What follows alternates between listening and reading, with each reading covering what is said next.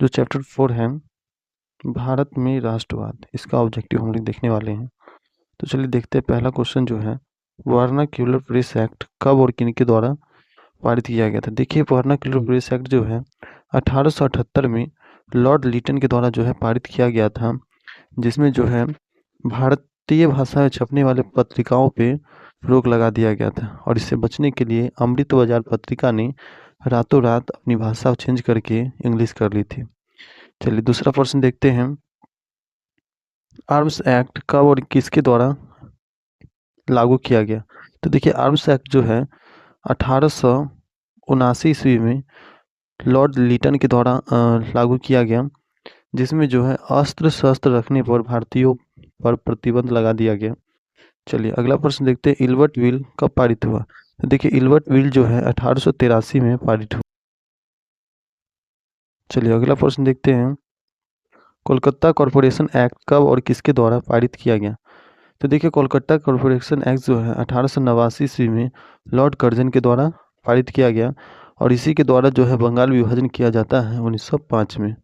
तो बंगाल विभाजन कब और किसके द्वारा किया गया। तो 1905 में लॉर्ड कर्जन के द्वारा। चलिए अगला प्रश्न देखते हैं हम लोग। अगला प्रश्न देखते हैं, बंगाल का विभाजन कब और किसके द्वारा निरस्त किया गया, माने वापस लिया गया। तो देखिए, 1911 में जो है बंगाल का विभाजन वापस लिया गया लॉर्ड हार्डिंग के द्वारा। अगला प्रश्न देखिए आप लोग। इंडियन प्रेस एक्ट कब पारित किया गया था। इंडियन प्रेस एक्ट जो है 1910 में पारित किया गया। बाल पाल लाल का क्या अर्थ है। तो देखिए, बाल से हो जाएगा बाल गंगाधर तिलक, पाल से हो जाएगा बिपिन चंद्र पाल, और लाल से हो जाएगा लाला लाजपत राय। इन्होंने जो थे भारतीय राष्ट्रीय कांग्रेस से महत्वपूर्ण योगदान निभाए थे। अगला प्रश्न देखिए, आंदोलन होम रूल लीग आंदोलन कब और किसके द्वारा किया गया। तो देखिए, एनी बेसेंट और बाल गंगाधर तिलक द्वारा 1915 से 17 में शुरू किया गया होम। अगला देखिए, गदर पार्टी की स्थापना किसने और कब की। तो गदर पार्टी की स्थापना जो लाला हरदयाल ने की, और ये 1913 में किए थे। अगला देखिए, रॉलेट एक्ट कब पारित हुआ। तो रॉलेट एक्ट जो पारित होती है 1919 में होती है।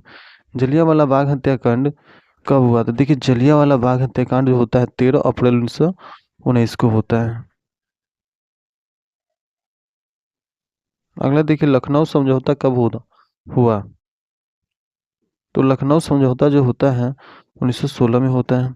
अगला देखिए, गांधी जी दक्षिण अफ्रीका से वापस कब आए। तो गांधी जी जो थे दक्षिण अफ्रीका से 1915 में वापस आए थे। गांधी जी ने अहमदाबाद में साबरमती आश्रम की स्थापना कब की थी।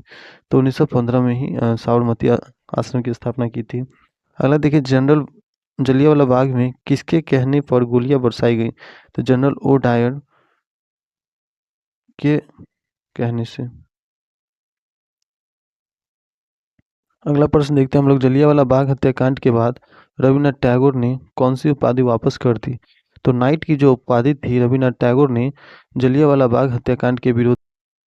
चलिए अगला प्रश्न देखते हैं हम लोग। जलियांवाला बाग हत्याकांड के बाद महात्मा गांधी ने कौन सी उपाधि लौटा दी। तो केसर ए हिंद की उपाधि जो है महात्मा गांधी ने वापस कर दी। अगला देखिए, खिलाफत आंदोलन कब और किस देश के शासक के समर्थन में हुआ।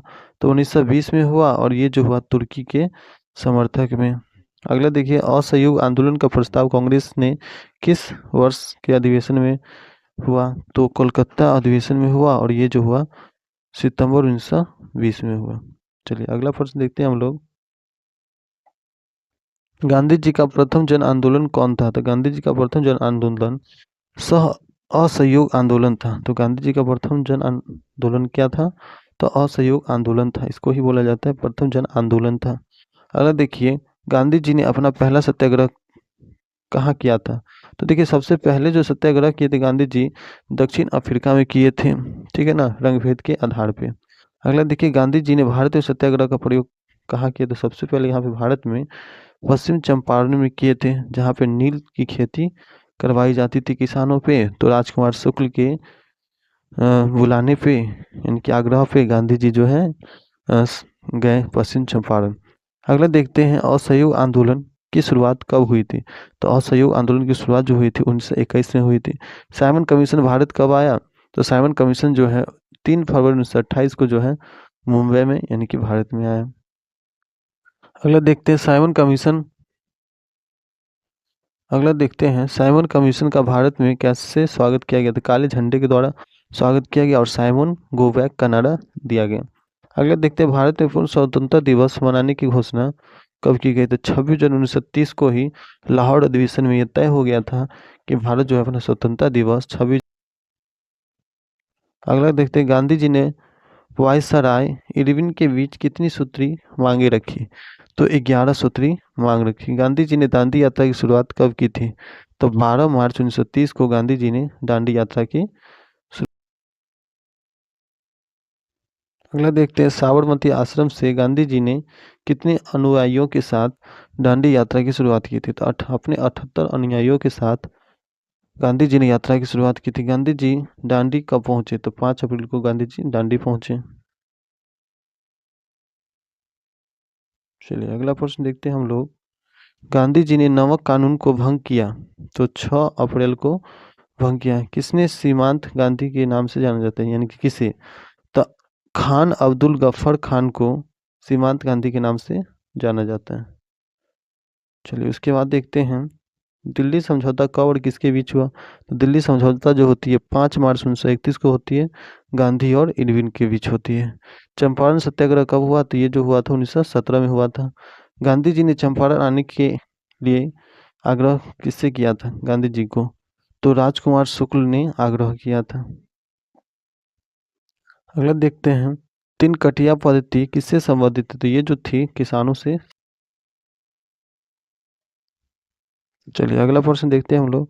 राजकुमार शुक्ल गांधी जी से कहाँ मिले। तो 1916 में गांधी जी से कांग्रेस के लखनऊ अधिवेशन में मिले थे राजकुमार शुक्ल। अगला देखते हैं खेरा सत्याग्रह कब हुआ था। तो ये 22 जून 1918 को हुआ था। मोफला विद्रोह के नेता कौन थे। तो अली मुस्लियार थे। अगला देखिए बारदोली आंदोलन कब हुआ था। तो ये फरवरी 1928 को हुआ था। सरदार वल्लभ भाई पटेल को सरदार की उपाधि किस किसान आंदोलन में मिला था। तो ये जो मिला था बारदोली आंदोलन में मिला था। अखिल भारतीय किसान सभा गठन किसने और कब किया था। तो ये 11 अप्रैल 1936 को हुआ था।